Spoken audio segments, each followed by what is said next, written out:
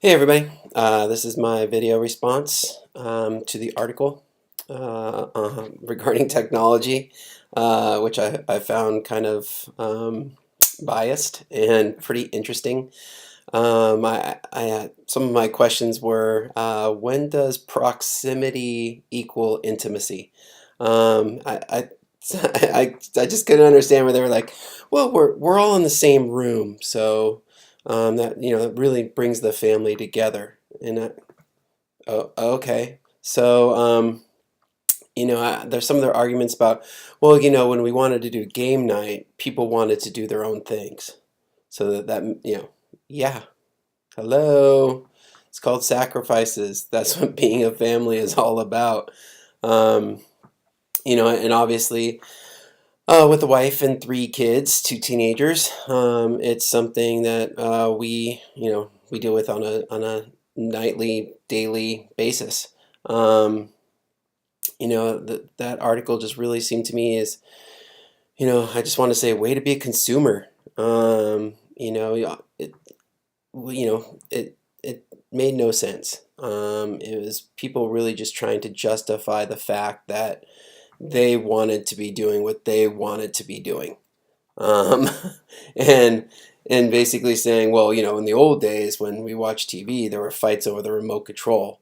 So now you're saying, since you have four TVs in the same room and everybody gets their own way and no one needs to be talking to anybody, that makes it better.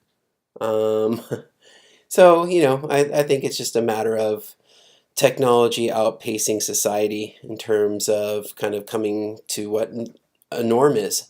And I think each family and person has to decide what the norm is for them. Um, and we have technology-free nights, during school, unless they have work that they have to be done.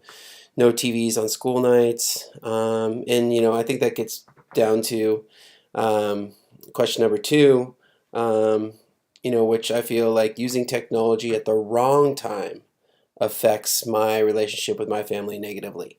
So when people are busy and doing homework or doing other stuff, then I feel like it's okay for me to be using technology if I'm doing work or whatever.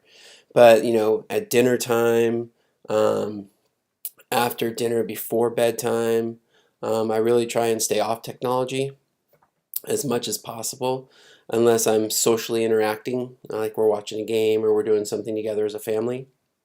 Because I think that's, when I decide to go on technology affects my relationship with other people in the family. And if I'm using technology at a time when none of my kids can be using technology, that sends a bad message, and they get upset about that. So I think it's, you have to pick your own time to be on technology, and if you don't have to be, then spend some time with your kids and get in an argument. I don't.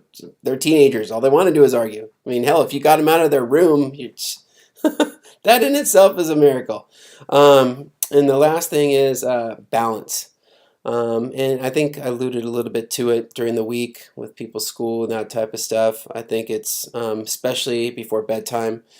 We collect all phones and devices in our house at 9 o'clock, unless they have a project that they have to finish, but then they have to come plug in that device in our room before they go to bed. So I think separating technology at important times at nighttime, just certain times, I think is important. And I also try and find that balance on the weekends or in times when my kids don't have anything. Try and get out and do something with them. When we're driving somewhere, keep them off their technology so we can have a conversation or at least listen to the same radio station together. Usually there, so hits one or whatever it is, and just have that interaction a little bit more.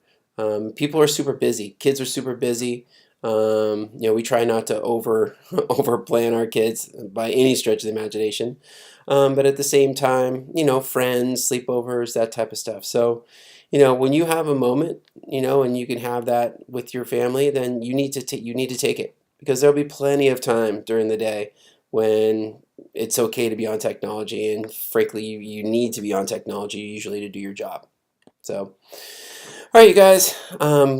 Good luck with your paper, and it's been great having it all in class. Talk to you later.